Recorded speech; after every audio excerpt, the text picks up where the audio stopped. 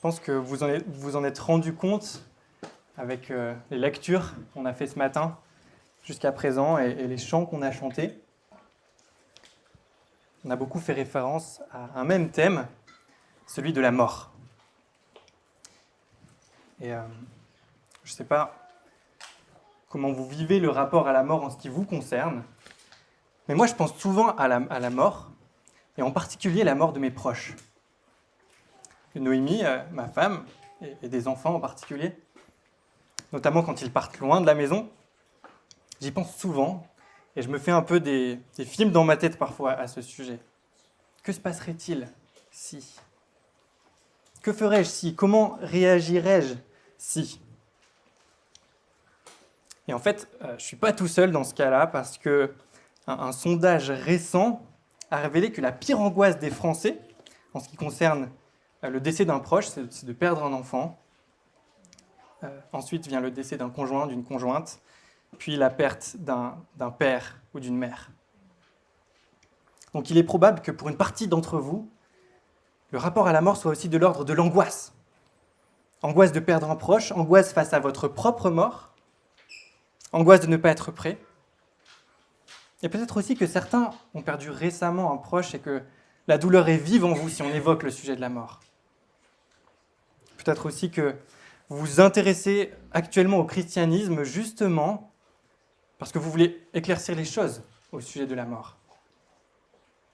Tellement mystérieux. Et bien justement, le texte qui va nous occuper ce matin répond exactement à cette préoccupation de la mort si présente dans notre vie. Et mon but avec cette prédication, qui clôt un petit peu la première partie de l'évangile de Jean, c'est pas tant de donner de nouvelles informations au sujet de la mort ou de la personne de Jésus. C'est surtout si vous avez suivi toute la série dans l'évangile de Jean, mon but c'est plutôt de nous faire ressentir et désirer que c'est si bon de posséder cette espérance éternelle devant la réalité si présente mais si angoissante de la mort dans notre vie. Et j'espère que quelle que soit votre situation ce matin, ces réflexions vous feront du bien, j'espère qu'elles vous aideront à trouver la paix. Et peut-être que vous êtes jeune et en pleine santé, et que l'idée de la mort ne fait pas du tout partie de vos préoccupations. Votre préoccupation peut-être c'est le prochain examen, peut-être c'est le bac, c'est le sport, c'est les jeux vidéo. Et bien j'aimerais malgré tout vous inviter à écouter et à rester attentif jusqu'à la fin parce qu'il y aura des choses pour vous aussi, vous allez voir. Alors j'aimerais encore prier avant de lire notre texte, avant de lire Jean chapitre 11. Notre Dieu, notre Père, nous te remercions pour ta parole, règle de vie et de foi pour nous. Merci parce qu'elle nous révèle Jésus et parce qu'elle s'adresse à nos préoccupations les plus profondes, comme celle de la mort. Nous te remercions, Seigneur, pour cela et nous te prions d'ouvrir les yeux de notre cœur pour que nous soyons attentifs à ce que tu as à nous dire ce matin. Amen. Alors, en étudiant ce passage de Jean chapitre 11 qu'on va lire, j'ai remarqué 3 problèmes. Le premier, c'est celui de la mort. Le deuxième, c'est qu'on ne croit pas toujours qu'il existe une solution à ce problème de la mort. Et le troisième, c'est que parfois notre chagrin face à la mort, qui est quelque chose de tout à fait normal, peut se transformer en désespoir. Et je vous propose de voir comment l'évangile de Jean répond à ces 3 problèmes en 3 étapes. Et on va lire la première partie de Jean chapitre 11. Pour ceux qui ont une Bible comme la mienne, c'est à la page 696. Je lis Jean chapitre 11 à partir du verset 1. Il y avait un homme malade, c'était Lazare de Béthanie, le village de Marie et de sa sœur Marthe. Marie était celle qui versa du parfum sur les pieds du Seigneur et qui les essuya avec ses cheveux. C'était son frère Lazare qui était malade. Les sœurs envoyèrent dire à Jésus : « Seigneur, celui que tu aimes est malade. » À cette nouvelle, Jésus dit : « Cette maladie n'aboutira pas à la mort, mais elle servira à la gloire de Dieu, afin qu'à travers elle, la gloire du Fils de Dieu soit révélée. » Alors Jésus aimait Marthe, sa sœur, et Lazare. Quand il lui apprit que Lazare était malade, il resta encore 2 jours à l'endroit où il était. Puis il dit aux disciples : « Retournons en Judée. » Les disciples lui dirent : « Maître, tout récemment les Juifs cherchaient à te lapider et tu retournes là-bas ?» Jésus répondit : « N'y a-t-il pas 12 heures de jour ? Si quelqu'un marche pendant le jour, il ne trébuche pas parce qu'il voit la lumière de ce monde. Mais si quelqu'un marche pendant la nuit, il trébuche parce que la lumière n'est pas en lui. » Après ces paroles, il leur dit, « Notre ami Lazare s'est endormi, mais je vais aller le réveiller. » Les disciples lui dirent, « Seigneur, s'il s'est endormi, il sera guéri. » En fait, Jésus avait parlé de la mort de Lazare, mais ils crurent qu'il parlait de l'assoupissement du sommeil. Jésus leur dit alors ouvertement, « Lazare est mort. Et à cause de vous, afin que vous croyiez, je me réjouis de ce que je n'étais pas là. Mais allons vers lui. » Là-dessus, Thomas, appelé Didyme, dit aux autres disciples, « Allons-y, nous aussi, afin de mourir avec lui. » À son arrivée, Jésus trouva que Lazare était depuis 4 jours déjà dans le tombeau. Béthanie était près de Jérusalem, à moins de 3 kilomètres, et beaucoup de Juifs étaient venus chez Marthe et Marie pour les consoler de la mort de leur frère. Lorsque Marthe apprit que Jésus arrivait, elle alla à sa rencontre, tandis que Marie restait assise à la maison. Marthe dit à Jésus, « Seigneur, si tu avais été ici, mon frère ne serait pas mort. Cependant, même maintenant, je sais que tout ce que tu demanderas à Dieu, Dieu te l'accordera. » Jésus lui dit, « Ton frère ressuscitera. » « Je sais, lui répondit Marthe, qu'il ressuscitera lors de la résurrection, le dernier jour. » Jusqu'ici, notre lecture de la première partie de ce chapitre.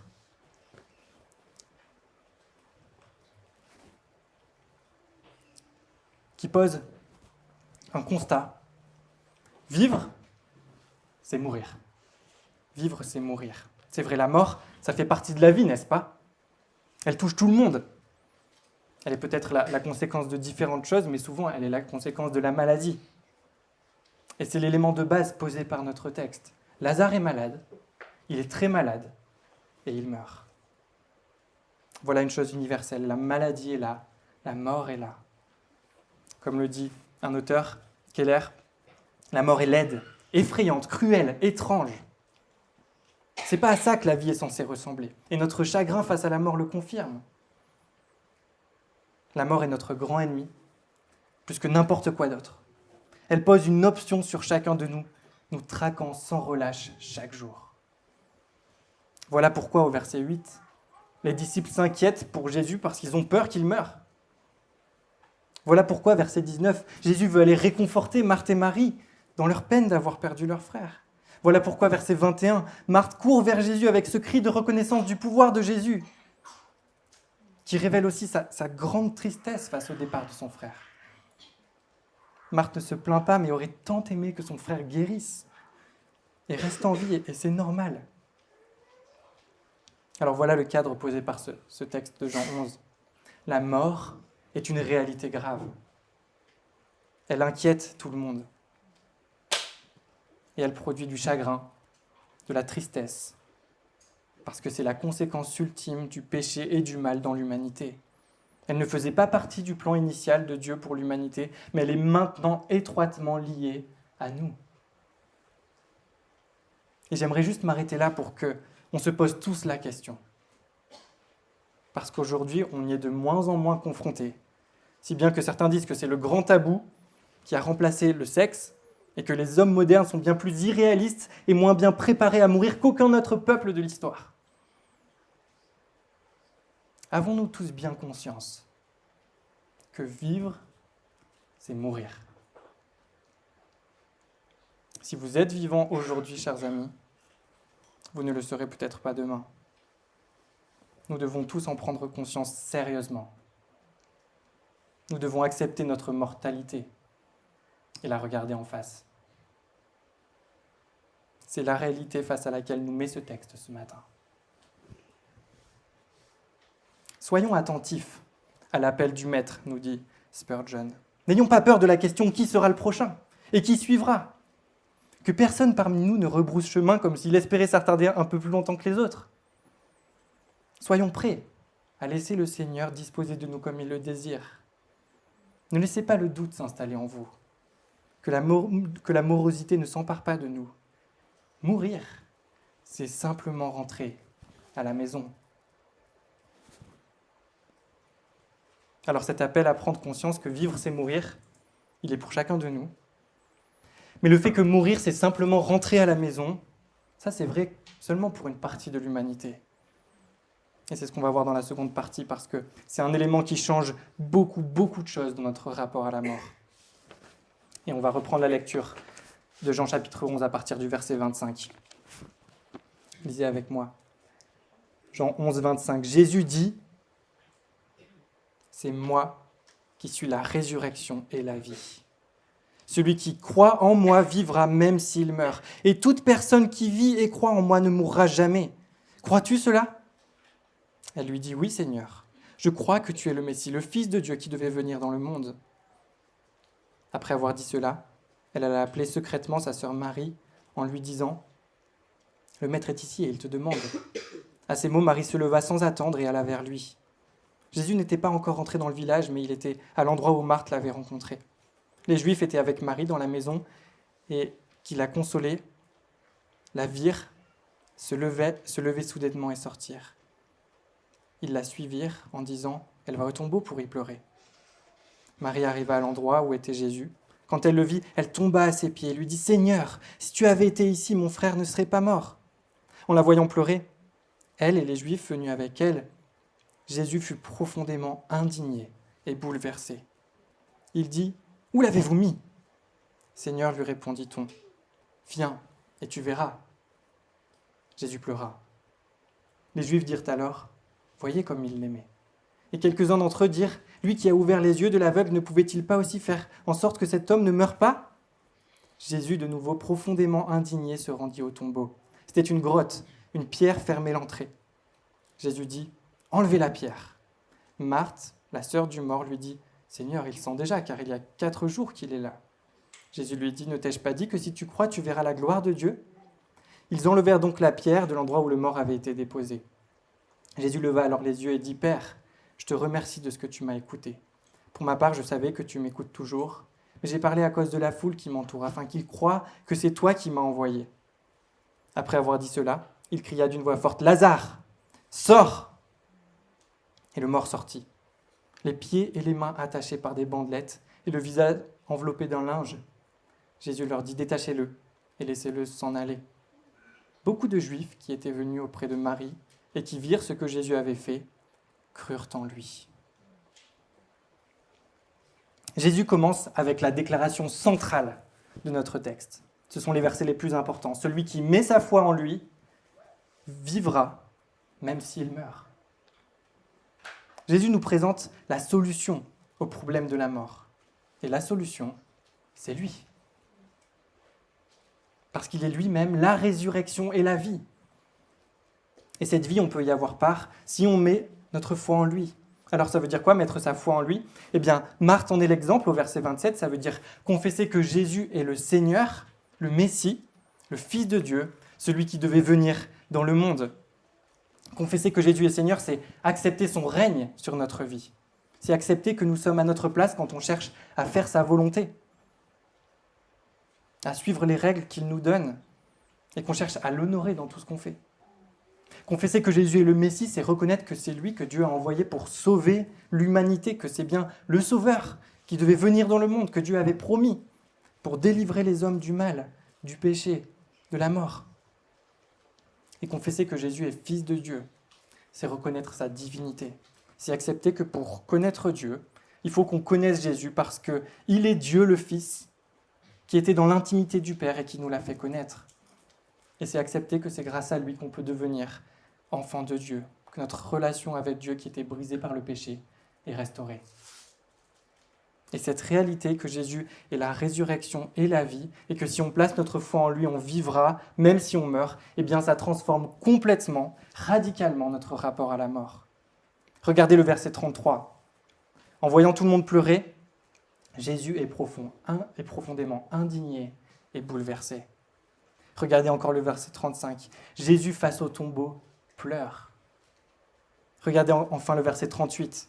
Jésus est encore profondément indigné face aux remarques des Juifs.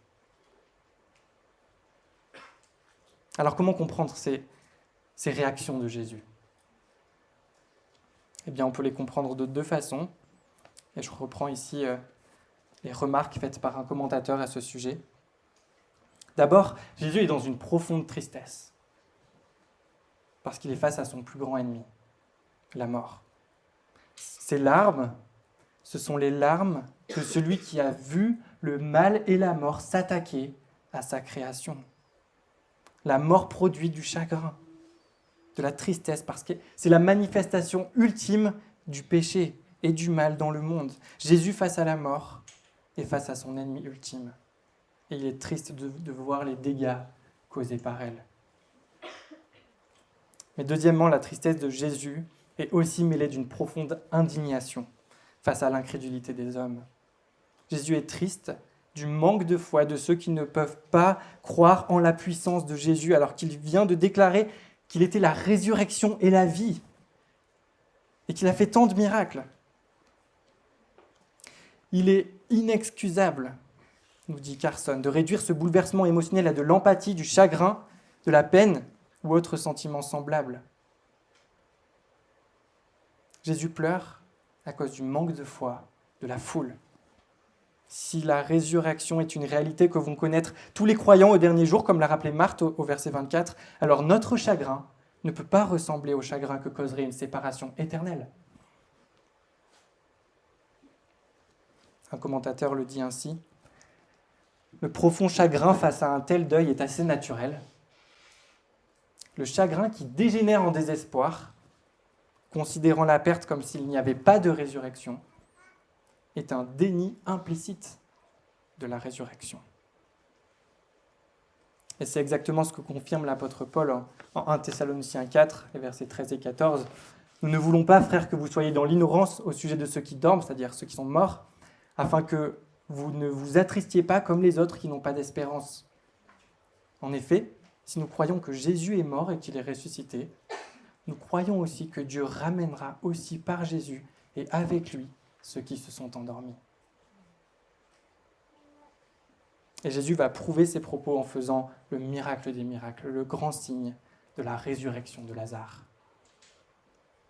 Voilà, Jésus a démontré sa puissance. Lazare, sors! Il a démontré qu'il était bel et bien la résurrection et la vie. Jésus est bien ce qu'il prétend être, la résurrection et la vie. Et ça doit changer complètement notre perception de la mort. Ça doit produire la foi chez nous, comme ça a produit la foi chez beaucoup de témoins de cette scène, verset 45. Pourquoi ? Eh bien parce que c'est un signe qui nous montre que Jésus est bien l'envoyé de Dieu, mais aussi parce qu'il va accomplir peu de temps après une œuvre de substitution, de remplacement, qui va rendre possible le fait qu'on puisse vivre même si on meurt. Parce que Jésus savait que la seule façon de faire sortir Lazare du tombeau était d'y entrer lui-même. Et c'est ce que nous révèle la fin du chapitre qu'on va lire maintenant, à partir du verset 46. Mais quelques-uns d'entre eux, d'entre les Juifs, allèrent trouver les pharisiens et leur racontèrent ce que Jésus avait fait. Alors les chefs des prêtres et les pharisiens rassemblèrent le Sanhédrin et dirent : « Qu'allons-nous faire ? En effet, cet homme fait beaucoup de signes miraculeux. Si nous le laissons faire, tous croiront en lui, et les Romains viendront détruire et notre ville et notre nation. » L'un d'eux, Caïphe, qui était grand prêtre cette année-là, leur dit : « Vous n'y comprenez rien ? Vous ne réfléchissez pas à ce qu'il est dans notre intérêt qu'un seul homme meure pour le peuple et que la nation tout entière ne disparaisse pas ? » Or, il ne dit pas cela de lui-même, mais comme il était grand prêtre cette année-là, il prophétisa que Jésus devait mourir pour la nation. Et ce n'était pas pour la nation seulement, mais aussi afin de réunir en un seul corps les enfants de Dieu dispersés. Dès ce jour, ils tinrent conseil pour le faire mourir. Les responsables religieux de l'époque, le Sanhédrin, veulent tuer Jésus. Mais Jean nous rapporte une partie de cet échange qui explique merveilleusement bien la raison de la mort de Jésus. Le verset 50. « Vous ne réfléchissez pas qu'il est dans notre intérêt qu'un seul homme meure pour le peuple et que la nation tout entière ne disparaisse pas ?» Comme l'explique bien un commentateur, pour Caïphe comme pour Jean, la mort de Jésus sera substitutive. Soit Jésus meurt, soit la nation meurt. S'il meurt, la nation vit. C'est sa vie en échange de la leur. Mais tandis que Caïphe raisonne en termes purement politiques, Jean invite ses lecteurs, Jean nous invite à voir dans la mort de Jésus celle de l'agneau de Dieu qui enlève le péché du monde. Voilà ce que nous révèle ce passage. Jésus va mourir pour que nous puissions vivre. Jésus va mourir pour que nous puissions vivre et sa mort va permettre de rassembler verset 52 tous les enfants de Dieu dispersés. Et ça nous donne une idée des bénéficiaires de ce sacrifice de substitution. Et je trouve ça magnifique. Jésus a déjà des brebis dans d'autres bergeries. Il doit les rassembler. Il y a dans le monde des personnes que Dieu a choisies pour en faire des membres de son peuple, ses enfants. Et il va aller jusqu'à donner son Fils pour les sauver de la mort. Hébreux 2, versets 14 et 15. « Ainsi donc, puisque les enfants participent au sang et à la chair, lui aussi, d'une manière semblable, y a participé, afin d'écraser par sa mort celui qui détenait le pouvoir de la mort, c'est-à-dire le diable, et de délivrer tous ceux qui, par crainte de la mort, étaient toute leur vie retenus dans l'esclavage. » Voilà pourquoi nous pouvons, si nous avons mis notre foi en Jésus, qui meurt à notre place, vivre avec le repos, la joie et surtout une espérance éternelle face à cette réalité si triste, si angoissante de la mort. D'abord le repos.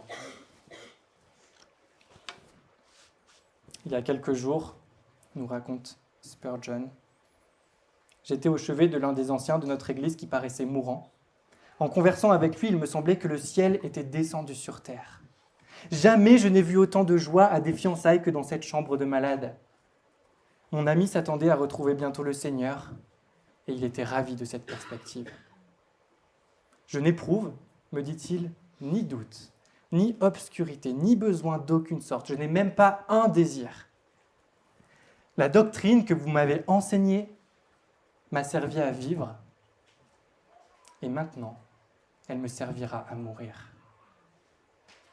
Je me repose sur le précieux sang de Christ, et c'est un solide fondement. Nous pouvons trouver dans l'évangile de Jésus, dans l'évangile de sa mort et de sa résurrection, le repos. C'est un solide fondement. Mais on peut aussi trouver la joie.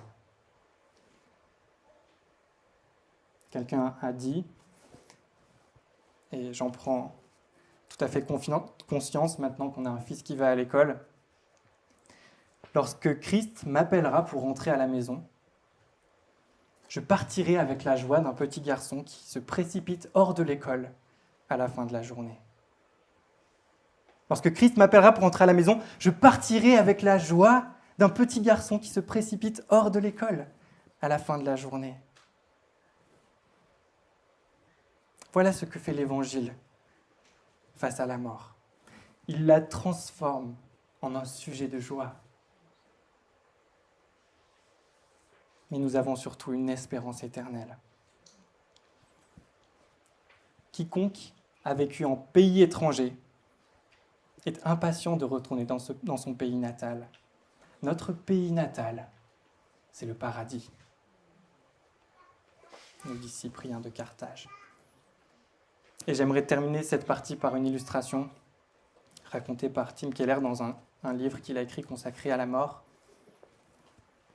Il nous raconte l'histoire d'un pasteur presbytérien de Philadelphie qui a perdu sa femme, qui n'avait pas encore 40 ans, d'un cancer, le laissant seul avec 4 enfants de moins de 12 ans. Alors qu'il se rendait à l'enterrement avec ses enfants, un gros poids lourd les doubla, les couvrant de son ombre.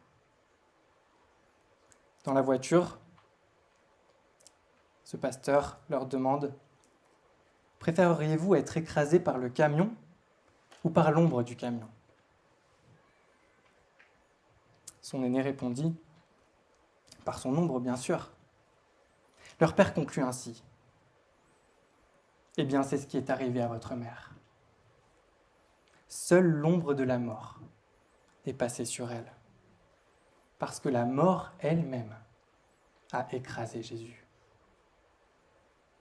L'aiguillon de la mort, c'est le péché, et c'est Jésus qui a absorbé le poison. » Voilà l'œuvre extraordinaire de substitution que Jésus a faite. Et c'est ce qui nous permet de vivre avec le repos, la joie et une espérance éternelle certaine.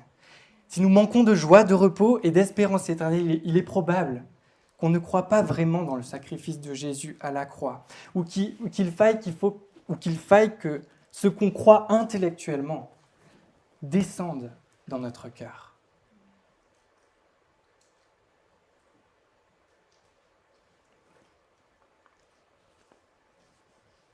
Alors j'aimerais vous raconter quelque chose que j'ai vécu dans ma dernière année de lycée. J'avais 17 ans. Et avant cela, j'avais grandi dans une famille chrétienne. Je ne me souviens pas du moment où je n'ai pas cru en Dieu, où je n'ai pas reconnu que j'étais pécheur et que j'avais besoin du sacrifice de Jésus pour me sauver de ma misère. J'ai toujours fréquenté une église. Je n'ai jamais été particulièrement rebelle à mes parents et à la religion. J'ai grandi avec des parents sympas, des sœurs sympas, une maison, des amis, des études qui se passaient bien, une bonne santé, tout allait bien. Et puis un jour, à 17 ans, je pars faire du ski de rando pendant 3 jours avec un ami. Et puis le deuxième jour, on chausse nos skis pour tenter de faire un premier sommet. Et on monte pendant quelques heures jusqu'à un moment où je sens le sol trembler sous mes pieds, avec un grondement comme le tonnerre. Et je me rends compte à ce moment-là que je suis dans une avalanche. Alors tout se met à tourner jusqu'à un moment où tout s'arrête. C'est le noir complet. J'essaie de bouger la tête, mais rien ne bouge. Une main, mais rien ne bouge. J'ai un peu de neige dans la bouche, mais elle fond rapidement. Et j'ai une petite poche d'air devant ma bouche de la taille du creux de ma main. Impossible de savoir ce qu'il en est du reste de mon corps. C'est comme s'il n'existait pas, je ne le sentais pas. Parce que j'ai une pression uniforme sur l'ensemble de mon corps. Je ne sais pas du tout dans quelle position je suis. Et donc je me retrouve là, seul, avec ma conscience et ma respiration. Les deux seules choses pour lesquelles j'avais encore du pouvoir. Et je sais que je suis dans une situation assez dramatique.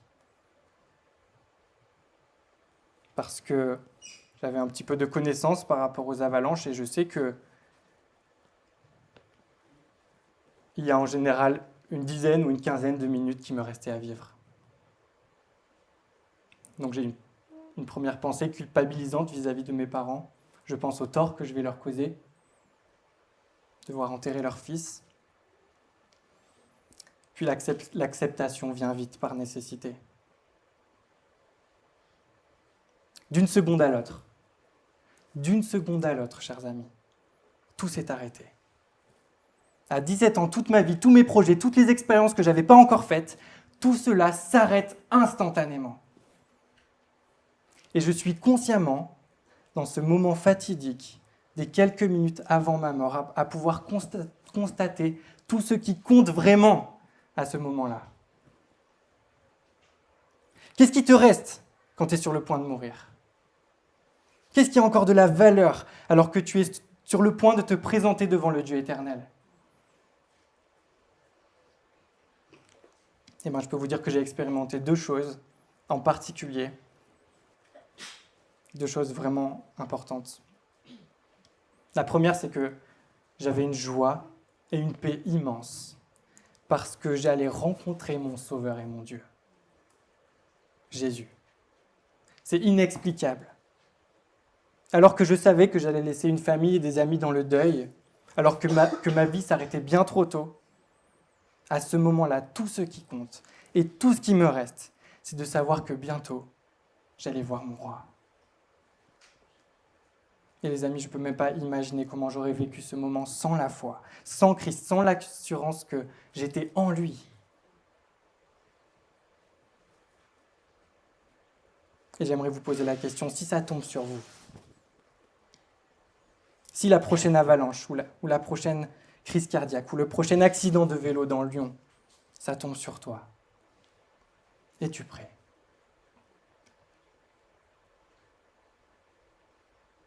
Et j'aimerais aussi dire à ceux qui ont perdu un être cher qui est croyant, Dieu donne une paix et une joie inexplicables. La joie d'un enfant qui sort de l'école. La joie de celui qui rentre à la maison.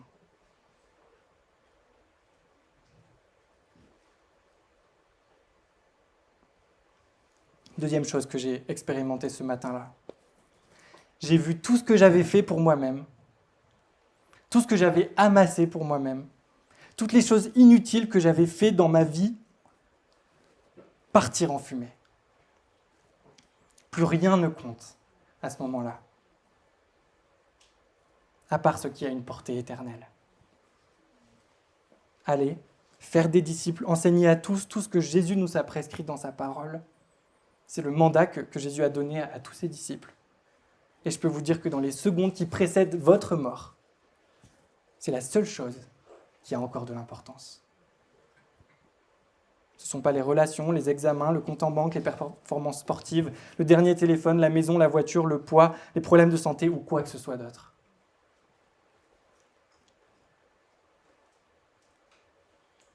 Alors si vous pensez que vous n'êtes pas prêt pour ce moment de votre mort, les anciens sont disponibles. Je suis disponible pour en parler avec vous, pour prier avec vous. Donc s'il vous plaît, venez nous voir et on pourra en discuter plus longtemps. Maintenant réfléchis, nous dit encore un auteur, car tu seras bientôt au ciel. Depuis l'année dernière, nombreux sont ceux qui sont rentrés à la maison. D'ici l'année prochaine, bien d'autres les auront suivis dans la gloire. Lorsque nous serons assis là-haut dans les lieux célestes, de quelle manière souhaiterions-nous avoir vécu ici-bas sur la terre ? De quelle manière ?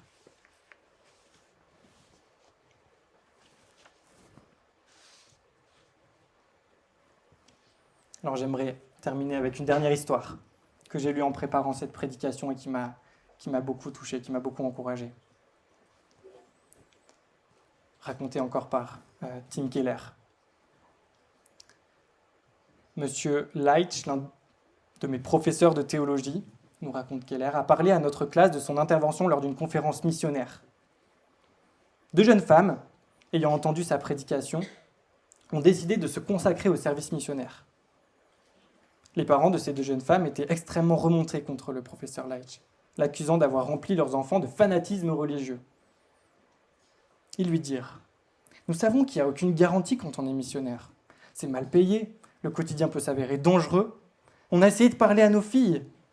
Elles doivent trouver un travail, faire carrière, peut-être obtenir un master ou quelque chose de cet ordre qui leur apporterait la sécurité avant de partir faire ce truc missionnaire. » Voilà ce que leur a répondu le professeur Leitch. Vous voulez qu'elles soient en sécurité ? Nous sommes tous sur une petite boule de roche appelée Terre et nous tournons dans l'espace à des centaines de kilomètres/heure. Un jour, une trappe va s'ouvrir sous chacun de nous et nous y tomberons. Et il y aura soit des millions et des millions de kilomètres de néant, soit les bras éternels de Dieu. Vous voulez qu'elles obtiennent un master pour leur apporter un peu de sécurité ? C'est dans la mort que Dieu dit « Si je ne suis pas ta sécurité, alors tu n'en as aucune. Parce que je suis la seule chose qui ne peut être enlevée. Je te garderai dans mes bras éternels. Toute autre perte de bras te lâchera. Mais moi, je ne te lâcherai jamais. » Chers amis, vivre, c'est mourir. C'est une réalité dont on doit avoir tous conscience. Si on place notre foi en Jésus, on va mourir, mais vivre éternellement avec lui, parce qu'il est la résurrection et la vie. Si c'est possible, c'est parce qu'il est mort pour que nous puissions vivre par son sacrifice de substitution. Alors nous devons être prêts. Nous pouvons appréhender notre mort avec joie, paix et espérance. Et nous pouvons appréhender la mort des croyants qui sont autour de nous dans la tristesse, bien sûr, et dans le deuil, mais sans tomber dans le désespoir, parce qu'on a l'assurance que la vraie mort a été vaincue et qu'ils sont maintenant bien plus vivants que jamais auprès de Dieu. Et enfin, on doit sérieusement réfléchir à quoi on occupe notre vie, si on veut la vivre à la lumière de l'éternité. Une dernière citation. La mort était autrefois un bourreau, mais l'Évangile en a fait un simple jardinier. Auparavant, la mort pouvait nous écraser, mais maintenant, tout ce qu'elle peut faire, c'est nous planter dans le terrain de Dieu pour que nous devenions quelque chose d'extraordinaire.